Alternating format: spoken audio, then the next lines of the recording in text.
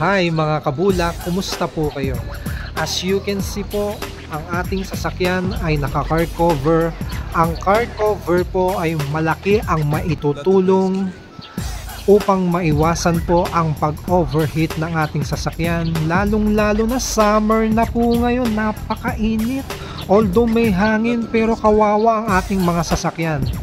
Maging sa mga pasaway na ibon at mga pusang gala, ginagawang tulugan, iniiputan ng mga ibon ang ating sasakyan. Siyempre hindi po biro mag-invest ng sasakyan, di po ba?